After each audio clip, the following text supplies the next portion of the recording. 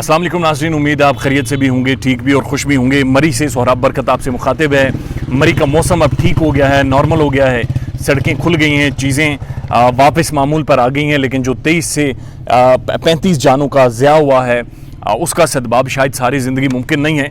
लेकिन मरी developmental forum ने एक वाइट पेपर इशू किया है और उस वाइट पेपर में उन्होंने इस सारे हादसे की चशमकुशा इंकशाफात किए हैं, ज़िम्मेदारियों का तयन किया है कि किसकी ज़िम्मेदारी थी इस सारे इशू को रोकने की और किसकी वजह से ये सारा हादसा बुनियादी तौर पर रोनमा हुआ है।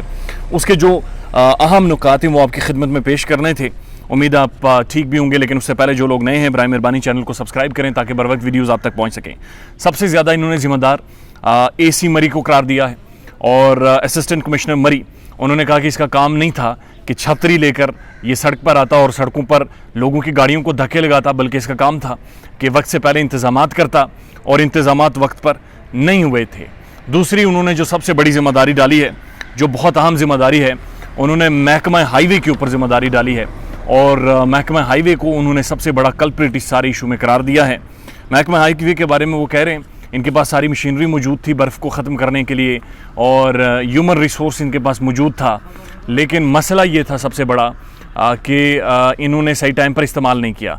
मरी हाईवे के बारे में ये कहते हैं कि उसकी जो इंचार्ज है, जो सरप्रस्त है इस वक्त, वो एक खातून है और मरी के अंदर जो बर्फ़ साफ़ करने के लिए गाड़ियाँ मौजूद हैं उनके ड्राइवर्स ऑपरेटर्स मौजूद नहीं थे। और साथ साथ ये भी इस वाइट पेपर में बाकायदा जिक्र किया गया है कि जो गाड़ियाँ थी जिन्होंने बर्फ़ साफ़ करनी थी उनके अंदर जो डीज़ल डाला जाता था वो डीज़ल भी चोरी कर दिया गया था। यानी कि अगर 70 लीटर आपने डीज़ल डालना है उसमें से 30 लीटर डाला गया था, 40 लीटर का कोई हिसाब नहीं है कि वो किधर गया, वो सारा गायब हो गया। 2 नंबरियाँ की गई थी और साथ साथ ये भी कहा गया कि जो खातून है हाईवे, जो मरी हाईवे की इंचार्ज है, जो चेयरपर्सन है उसकी, उसे पता ही नहीं था कि किस किस चौक पे किस किस जगह पर जाकर ये गाड़ी तैनात करनी है चाहे बर्फ़ का तूफ़ान बने तो किस तरह से ये दोनों तरफ मूवमेंट कर सकें। अचानक से जब ये सारी जिम्मेदारी बनी, रोला पड़ा, तो उसके बाद ये गाड़ियाँ आगे लेकर गए और चूँकि सड़कें इतनी ब्लॉक हो चुकी थी कि गाड़ियाँ अपनी असल जगह पर नहीं पहुँच सकी। साथ साथ उन्होंने ये भी कहा कि गाड़ियों की मरम्मत नहीं हुई थी और बर्फ़ से पहले गाड़ियों के बारे में कोई भी चीज़ का, किसी भी चीज़ की जो मेंटेनेंस होती है वो नहीं की गई। तीसरी अहम चीज़, उन्होंने एक बहुत बड़े फ्रॉड का जिक्र किया है कि मरी को एक्सपेक्टेड वेदर का नहीं पता था कि बहुत बड़ी बर्फ़ पड़ने वाली है। उन्होंने कहा बिल्कुल 3 बार महकमा महकमा है मौसमियात, उन्होंने 3 एडवाइजरी जारी की थी और 3 एडवाइजरीज़ में उन्होंने बाकायदा इंतज़ामिया को सेंसिटाइज़ किया था कि हकीकतन बर्फ़ पड़ने वाली है और ये बहुत तगड़ी बर्फ़ पड़ेगी, सयाह आएंगे, लिहाजा इंतज़ामात कर लें। 3 एडवाइजरी पेश की गई लेकिन कान नहीं धरेगे। साथ साथ उन्होंने एक और झूठ का बेनकाब किया है वाइट पेपर में। उन्होंने कहा है कि ये मरी की तारीख़ में बहुत बड़ी 50 सालों के बाद कोई रिकॉर्ड टूटा है, ये बहुत बड़ी बर्फ़ पड़ी है। उन्होंने कहा ऐसा नहीं है। अगर माजी के आप 3-4 बर्फ़ के सीज़न उठाकर देख लें तो बहुत ज़्यादा बर्फ़ें पड़ी हैं। इंतज़ामिया को पता था कि बर्फ़ पड़नी है, बहुत ज़्यादा पड़नी है और 3-4 एडवाइजरीज़ के बाद तो बिल्कुल उन्हें इस चीज़ का इल्म था कि बहुत शदीद बर्फ़ पड़ेगी।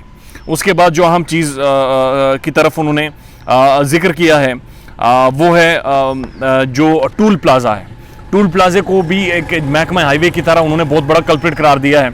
उन्होंने कहा मरी के अंदर जो गुंजाइश थी 5000 गाड़ियों की थी, लेकिन टूल प्लाजा ज़ाहिर है ये चीज़ मॉनिटर कर रहा था कि 3 तारीख से लेकर 7 तारीख तक 1,62,000 गाड़ी उधर इंटर हो रही है। 1,62,000 गाड़ी इंटर होने का मतलब यह है कि एक गाड़ी भी अगर आप गलत पार्क कर दें या चौक हो गई तो इसका मतलब यह है कि कम से कम आप ये कह सकते हैं कि तकरीबन 2 दिनों के लिए सड़कें ब्लॉक हो जाएंगी, क्योंकि तंग रास्ते हैं, मोड़ हैं, पहाड़ी है और वहाँ पर you have to be very careful while parking. लेकिन 1,62,000 अगर गाड़ी इंटर हो रही है और टूल प्लाजे का जो इन्फॉर्मेशन और जो उसका अवेयरनेस सेंटर है उन्होंने इस पर इक़दामात नहीं किए, तो दैट वाज वेरी एविडेंट कि ये उनकी तरफ से नेग्लिजेंस हुई है और इस नेग्लिजेंस की मद में बुनियादी तौर पर यह हादसा रोनमा हुआ है जिसमें 23 से 24 लोगों ने जानें दी हैं। लोकल इंतज़ामिया का उन्होंने जिक्र किया है कि अनप्रिपेयर्ड थी, सोई हुई थी घरों में, रज़ाइयों में, और उन्हें पता ही नहीं था कितने लोग मरी में आ गए, उन्हें पता ही नहीं था बर्फ़ की क्या सूरत हाल होने वाली है और उन्हें पता ही नहीं था कि हादसे की क्या नौयत होगी। मैंने कल एक इंटरव्यू किया एक फैमिली का, उनके 6 लोग मर गए, पूरा घर बर्बाद हो गया, तबाह हो गया और आप यकीन कीजिए घर का दूध आज भी उधर पड़ा हुआ है। जो लास्ट टाइम गैस उन्होंने जलाकर माचिस रखी थी वो भी उधर पड़ी हुई है। उनका ये कहना था कि शेख रशीद अहमद वज़ीर दाखिला जब हमारे घर आए तो घर आकर वो शेख साहब ये कहते हैं बिल्कुल हम पर जिम्मेदारी है जी, हमारी नाअहली की वजह से ये सारा हादसा रोनमा हुआ है। तो जो हादसा हुए, जो इंतकाल हुए हैं, जो डेथें हुई हैं, जो लोग मर गए हैं, उनसे उनके घर में जाकर ये कहना कि मेरी नाअहली थी, उन्होंने उठा दिया, जनाब आप उठें और अपने घर जाएं। ये इंतज़ामिया थी, ये तो वज़ीर दाखिला थे, लेकिन वहाँ की इंतज़ामिया का भी यही रवैया था। उसके बाद उन्होंने जिम्मेदारी डाली है रेस्क्यू 1122 के ऊपर। उन्होंने कहा रेस्क्यू 1122 हमेशा अपना किरदार अदा करती है, लेकिन इस दफ़ा देखा गया कि इतने बड़े हादसे के लिए वो प्रिपेयर ही नहीं थी, ना ही उनका ह्यूमन रिसोर्स तैयार था, ना ही उनकी एक्सरसाइज और प्रैक्टिस थी कि बर्फ़ानी तूफ़ान होगा तो उसे कैसे हैंडल करेंगे, ना ही उन्हें पता था कि अब ये इतना बड़ा तूफ़ान बन गया है, सड़कें ब्लॉक हो गई हैं, किस तरह से चीज़ों को ऑपरेट करें, किस तरह से चीज़ों को निकालें और किस तरह से अब मूव ऑन करें ताकि डेथ्स को रोका जाए। और ख़ासकर वो कहते हैं कि रात 2 बजे के बाद जो सूरत हाल बनी है, जब सबसे ज़्यादा हलाकतें और इंतकाल होने शुरू हो गए, किसी के पास कोई मालूमात ही नहीं थी, किसी के पास कोई इन्फॉर्मेशन ही नहीं थी कि असल में हो क्या रहा है, किसी को कोई पता नहीं था। होटलों ने मना कर दिया कि 70-70 हज़ार पे 2 कमरे देंगे, नहीं तो नहीं देंगे।